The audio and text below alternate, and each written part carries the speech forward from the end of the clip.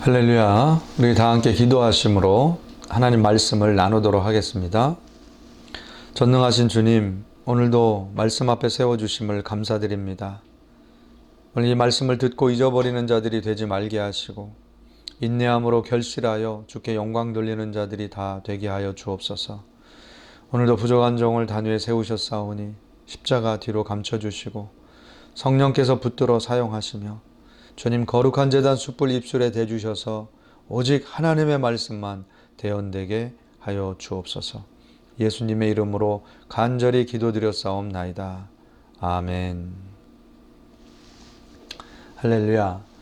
요즘 아이들하고 집에만 있다 보니 점점 또 종종 큰 소리가 나올 때가 있습니다. 제가 큰 소리를 낼 때는 우리 공동으로 사용하는 세면대나 화장실을 깨끗하게 사용하지 않을 때입니다. 누가 세면대 사용하고 뒷정리 안 했어? 이렇게 제가 애들한테 물어보면 애들이 다들 한결같이 이런 얘기를 하는 거예요. 아빠, 나 아니에요. 나는 더 아니에요. 나는 더더욱 아니에요. 세 명이 다 이렇게 얘기하면 그때 제가 화가 나는 거죠. 그래서 제가 증거를 막 찾고 알리바이 다 확인하고 그렇게 수사를 막 하는 것 같이 이렇게 해도 잘 밝혀지지 않습니다. 그리고 결국에는 제가 포기하고 말게 되죠. 그래서 제가 이런 상황이 있을 때마다 이런 생각을 해봅니다. 인간은 죄 앞에 정직하지 않구나. 인간은 이 범죄 앞에, 죄의 결과 앞에 모두 두려워하는 마음이 있구나.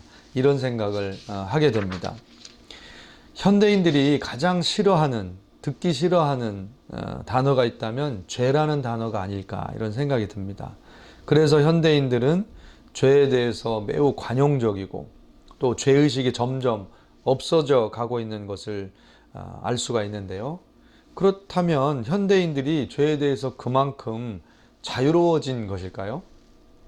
현대인들은 과거의 인간보다 죄의 문제를 극복하게 되는 어떤 지혜를 발견한 것일까요? 전혀 그래 보이지 않습니다. 왜냐하면 죄의 값으로 오는 사망을 피할 수 있는 사람은 아무도 없기 때문입니다. 심지어 크리스찬들까지 죄의 문제를 심각하게 생각하지 않고 성경적으로 죄의 문제를 해결하지 않으려고 하는 모습이 있습니다. 그저 신앙생활, 종교생활에 머무르면서 정직하게 죄의 문제를 하나님 앞에서 해결하려고 하는 자세를 갖는 성도들이 많지 않습니다. 저는 이 시대를 바라보면서 심각하게 느끼는 부분이 있는데요. 우리가 지금 이런 위기 상황 속에서 경제 문제나 건강 문제, 환경 문제 이런 것 때문에 걱정하는 것뿐만 아니라 영적으로도 교회의 모습, 우리 성도들의 모습을 볼 때 심각한 위기감을 느끼게 됩니다. 교회와 성도들이 죄의 문제를 성경적으로 다루지 않으려고 하기 때문에 그렇습니다. 하나님의 기준으로 바라보고 하나님의 관점으로 죄를 해결하고자 하는 이 몸부림이 사라진 이 교회의 모습, 성도들의 모습을 보면 위험 상태구나 라는 것을 느끼게 됩니다. 우리가 살고 있는 이 시대는 죄에 대해서 분명하게 가르쳐주지 않는 시대입니다. 죄에 대해서 분명하게 선을 긋지 않는 시대입니다. 죄가 죄라고 알려주지도 않고 죄를 지으면 그 싹시 사망임을 경고하지도 않습니다. 오히려 죄를 지어도 괜찮은 것처럼 포장하기 일쑤입니다. 교회마저도 죄에 대해서 분명하게 가르쳐주지 않는다는 것은 얼마나 영적으로 무서운 일인지 모릅니다. 성경적으로 죄가 무엇인지 분명하게 이야기해줘야 죄를 극복할 수 있고 죄에서 자유함을 누릴 수 있는데 요즘 우리 성도님들이 그런 자유를 누리는 성도들이 얼마나 많은지 궁금해집니다. 오늘은 죄에 대해서 아무 말 하지 않고 있는 이 세대 속에서 우리 성도님들이 어떻게 죄를 이기고 극복하고 승리하는 삶을 살 수 있는지 함께 은혜를 나누도록 하겠습니다. 오늘은 특별히 믿지 않는 사람들과 죄에 대해서 논쟁하려고 하는 그런 말씀이 아니라 내가 예수님을 믿지만 반복해서 죄를 짓는 것 때문에 괴로워하고 숨겨진 죄악 때문에 갈등하고 고통받는 사람들, 우리 성도들을 대상으로 말씀을 나누도록 하겠습니다. 더 구체적인 내용은 새벽 말씀을 통해서 은혜를 나누도록 하겠습니다. 요즘 성도들이 더욱 죄를 심각하게 바라보아야 하는 이유가 있습니다. 이 시대에는 점점 더 죄가 은밀하게 내 삶 깊숙이 파고들고 있는 시대이기 때문에 그렇습니다. 또한 그리고 이 은밀한 죄를 제지해 줄 사회적 관계, 영적 관계가 많이 끊어지고 파괴된 상태이기 때문에 그렇습니다. 신앙생활마저 혼자 해야 되는 시대이니 누가 그 사람의 죄를 지적해주고 그 문제를 붙들고 심각성을 경고해주고 해결받도록 끈질기게 도전해 주겠습니까? 하나님 앞에 나와 깊은 회개의 경험을 갖기가 어려운 시대입니다. 내가 짓는 죄의 심각성을 모르기 때문에 심각하게 죄 용서를 위해 예수님을 붙들고 매달리려고 하는 간절함이 생기지 않습니다. 그래서 오히려 신앙적인 위기라고 말씀드리는 것입니다. 단도직입적으로 말씀드리면 죄를 해결하기 위해서는 성도들은 하나님 앞에 솔직하게 자신의 죄를 가지고 대면할 줄 알아야 합니다. 성도들은 하나님의 기준, 하나님의 말씀의 기준 앞에서 선언된 죄를 분명하게 인식하고 죄의 근원을 볼 줄 알아야 합니다. 그리고 성경에서 말씀하시는 죄 해결 방법에 대해서 귀 기울여야 합니다. 교리를 아는 것으로 흘려보내지 말고 나의 죄 문제를 분명하게 인식해야 합니다.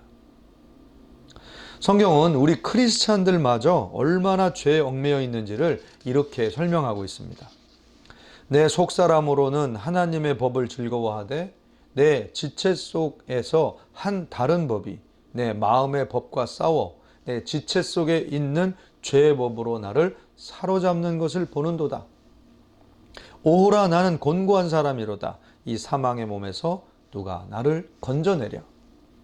로마서 7장 말씀은 모든 복음의 설명을 마친 상태에서 복음을 들은 자가 겪는 죄 문제의 딜레마를 다룬 본문입니다. 사도 바울은 로마서 1장부터 6장까지 이미 복음의 핵심을 설명했습니다.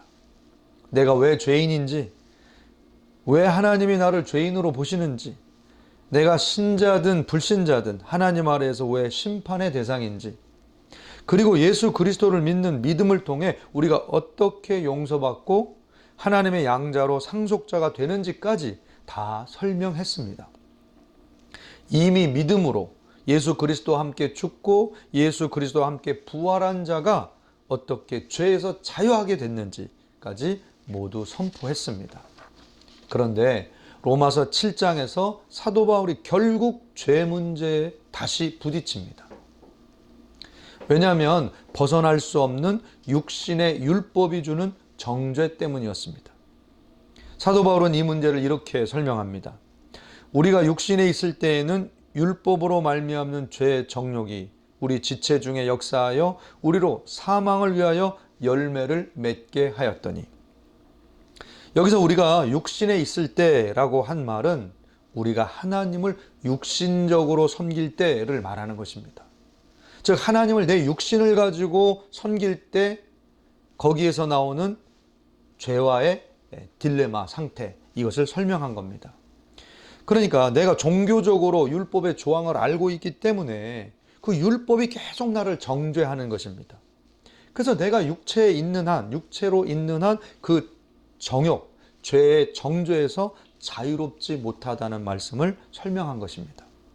결국 율법 때문에 정죄받고 내가 육신에 있기 때문에 정죄받고 있는 상태, 그런 상태는 사망의 열매를 맺을 수밖에 없다고 설명하고 있습니다. 결국 예수를 믿는 성도가 계속해서 육신으로 돌아가니, 자기가 만든 율법으로 돌아가니 죄의 문제를 해결받을 수 없는 것은 당연한 겁니다.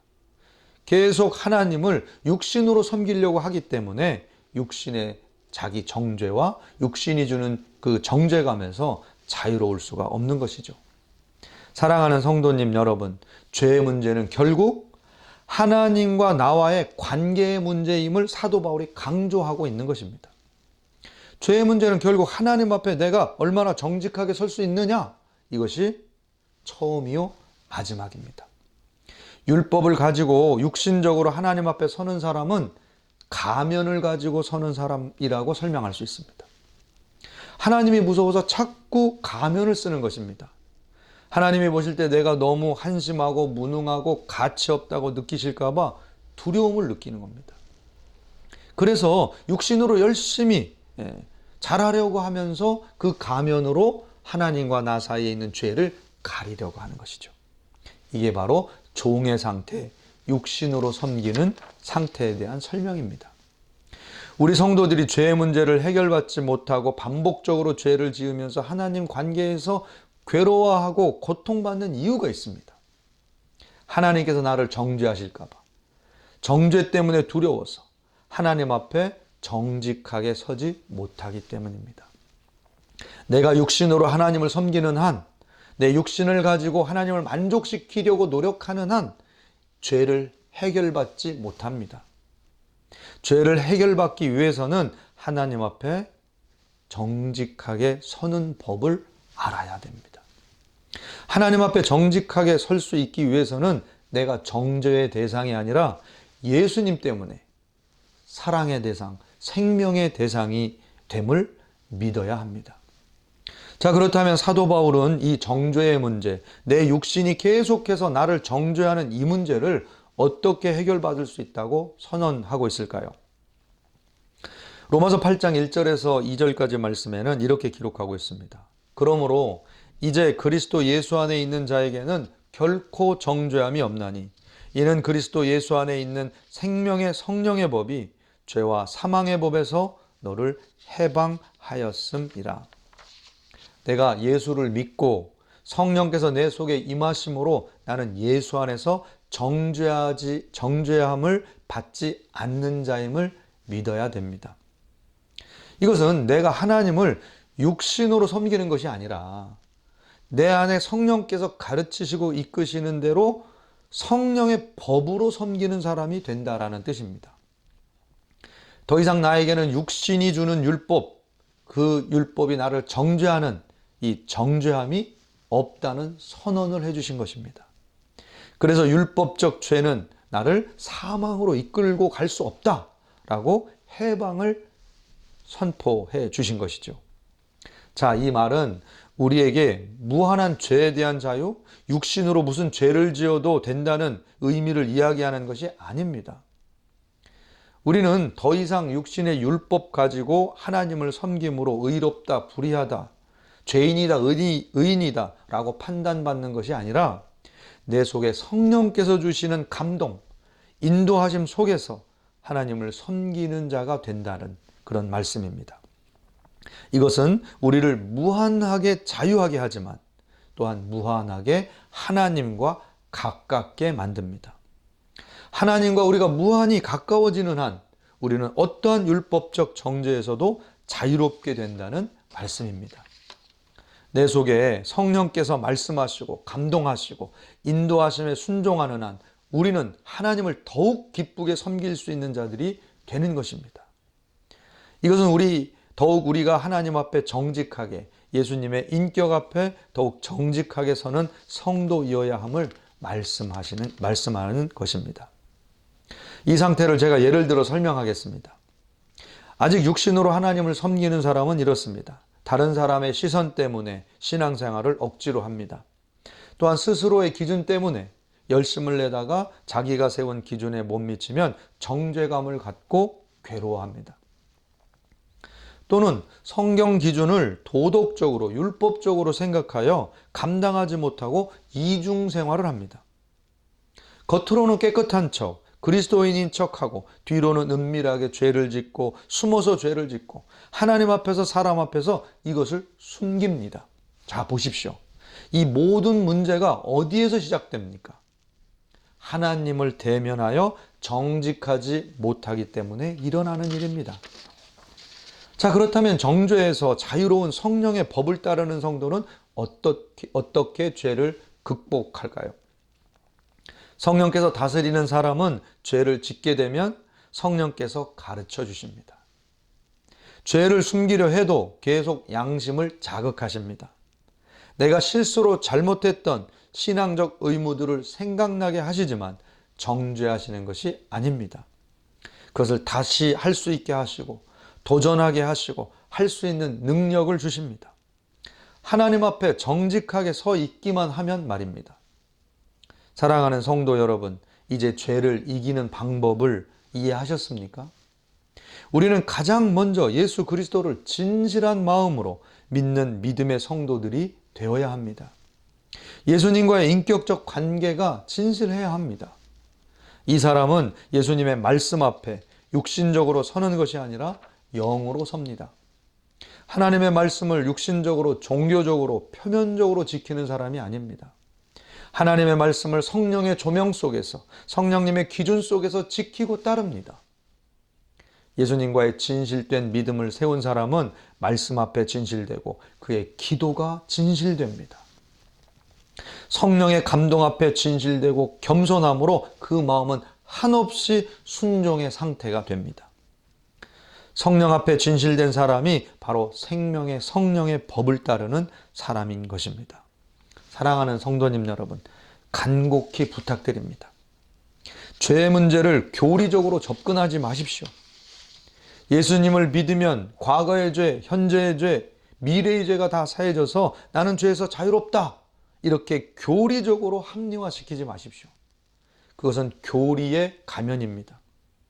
교리의 가면을 쓰고 예수님 앞에 서려고 하지 마십시오. 교리는 사람의 논리이기 때문에 어떻게 사용되느냐에 따라 악한 의도로 사용되면 악한 도구가 될 수 있고 선한 의도로 사용되면 선한 도구로 사용될 수 있습니다. 또한 죄를 해결하기 위해 나의 의지의 문제로 접근하지 마십시오. 우리에게는 절대로 죄를 이길 수 있는 능력이 없습니다. 잠시 열심을 내는 것으로 열심이라는 가면으로 하나님 앞에 서지 마십시오. 죄의 문제를 정직하게 해결받지 않고 내는 모든 종교적 열심은 하나님 앞에 가증한 것입니다. 죄를 이길 수 있는 능력은 오직 예수님에게만 있습니다. 예수님의 말씀에만 능력이 있습니다. 예수님의 영, 성령을 따를 때만 죄를 이길 수 있습니다. 모든 가면을 벗고 성령님의 도우심을 구하십시오. 이와 같이 성령도 우리의 연약함을 도우시나니 우리는 마땅히 기도할 바를 알지 못하나 오직 성령이 말할 수 없는 탄식으로 우리를 위하여 친히 간구하시느니라. 결론적으로 그렇다면 우리는 어떻게 성령 충만을 받고 성령님의 인도함으로 죄를 이기는 삶을 살 수 있을까요? 며칠 전에 우리 현영이가 요한이하고 며칠 동안 방을 같이 쓰다가 그게 힘들었는지 불평을 해왔습니다. 아빠, 엄마하고 매일매일 같이 방 쓰는 거 힘들지 않아? 그래서 제가 한마디 해줬습니다. 아니, 힘들지 않아. 왜? 사랑하니까. 사랑하는 성도 여러분, 성령 충만할 수 있는 방법은 예수 그리스도의 사랑, 나를 사랑하신 하나님의 사랑에 빠지는 방법밖에는 없습니다. 죄가 반복적으로 우리 삶에 달라붙어 있는 이유는 단 한 가지입니다. 우리가 죄를 사랑하고 죄를 놓기 싫어하기 때문입니다. 죄를 이길 예수님의 은혜와 자유의 능력과 성령의 도우심과 그분의 권능이 주어져 있는데 죄의 문제가 해결되지 않는 이유는 단 하나입니다. 죄를 사랑하기 때문입니다. 사도 바울이 로마서 8장의 결론을 어떻게 맺고 있는지 아십니까? 바로 우리가 죄를 이길 수 있는 근거, 능력은 바로 하나님의 사랑이라고 결론 맺고 있습니다. 로마서 8장 39절 말씀, 내가 확신하노니 사망이나 생명이나 천사들이나 권세들이나 현재일이나 장래일이나 능력이나 높음이나 깊음이나 다른 어떤 피조물이라도 우리를 우리 주 그리스도 예수 안에 있는 하나님의 사랑에서 끊을 수 없으리라. 하나님을 사랑할 때만 죄를 이길 수 있습니다. 우리가 하나님 사랑을 잃어버리는 순간 죄가 파고 들어옵니다. 예수 사랑을 놓치는 순간 죄 사랑이 파고 들어옵니다. 죄를 이기는 성령 충만함은 바로 예수님의 사랑 때문에 예수님 앞에 정직하게 설 때 임합니다. 죄를 이기기 위해서는 인격적 교제로 매일매일 자신을 하나님 앞에 세우는 방법 이외에 다른 방법이 없습니다. 가장 먼저 말씀과 기도로 하루를 시작하고 하루를 마감하십시오. 항상 간절히 기도하시고 성령님의 도우심을 구하십시오. 말씀을 배우고 연구하고 그 기쁨을 누리십시오. 영적 멘토를 정하시고 훈련받고 교제하십시오. 그리스도인들과 함께 교제하고 함께 성장해 가십시오. 그러나 이 모든 것을 육신으로 하지 마시고 성령의 자유함 속에서 하십시오. 기도하겠습니다. 전능하신 아버지 하나님, 오늘도 저희를 육신의 정죄에서 자유케 하시고 죄를 사랑하는 마음에서 떠나 하나님을 사랑하는 마음으로 성령 충만하게 하여 주시옵소서. 예수님의 이름으로 간절히 기도드렸사옵나이다. 아멘.